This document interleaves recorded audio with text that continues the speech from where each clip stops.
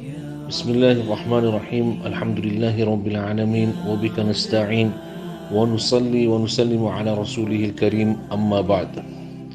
Siku lina Neneri Nuh alayhi salam anamuona mzimayi wina akulira, ndipo anamfunsa nchifukwa chani ukulira.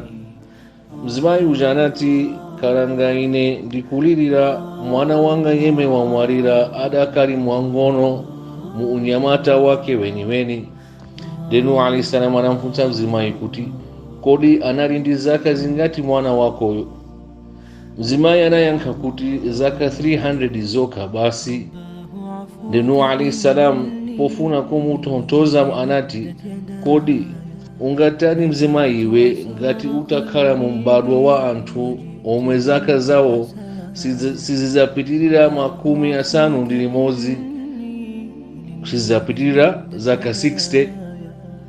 Mzimayi anafunsa modabwa nati, kodi ndiye palinso amene azizakhala zaka 60 zokha basi? Nuh alayhi salam anati Mzimayi anati, nanga ndiye pazakhala omwe azizamunyoza Allah mkanthawi kangono ngati kameneka? Nuh alayhi salam anati, ambiri mwa iwowo adzakhala omunyoza Allah kumene. Mzimayi anati, nanga padzakhala omwe azizalikondetsetsa dziko lapansi, pomwe kwa iwowo lizangokhala timasiku towerengeka chabe?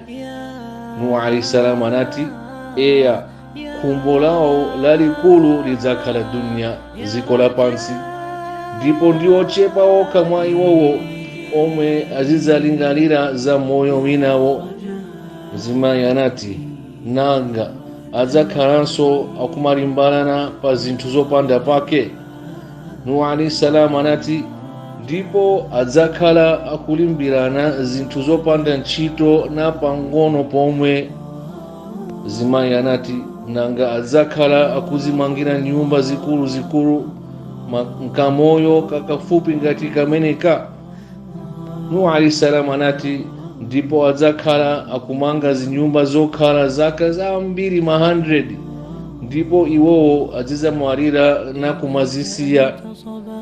Mzimayi anati, okalanga ine, ngati ine nditakhala mu mbadwa umenewo, moyo wanga wonse ukanatha nditangokhala pansi pa mtengo, ndipo ndikanakhala ndili pa sajda moyo wanga wonse. Taonani ifeyo Allah subhanahu wa ta'ala watipasa moyo ya nthawi yochepa, koma pa nthawi yochepa ija ifeyo tingokothamangira za pa dziko lapansi. Sitikuona kumene tikupita, kumene weniweni moyo weniweni uzakhala ndiko akhira, pambuyo pa imfa. Ifeyo tingothamangira za pa dziko lapansi, kuiwala kuti kuli Allah, kuli janna, kuli jahannam. Tiyeni tonse tisinthe moyo wathu, tiyambe kuganiza kukonzekera kumene tikupita. Moyo wathu kuno pa dziko lapansi ndi ulendo chabe basi, tingodusa kuno. Kumene tikupita ku akhira kuja, kumanda kuja, pambuyo pa tsiku la kiyama, imeneyo ndi moyo weniweni, kuti tikonzekere kuti tikakhale kujanna mosavutika insha Allah. Tipemphe Allah subhanahu wa ta'ala kuti atipase mwayi tonse ife kuti tisinthe moyo wathu kumsangalatsa iyeyo Allah subhanahu wa ta'ala. Wa hadha, assalamu alaikum wa rahmatullahi wa barakatuh.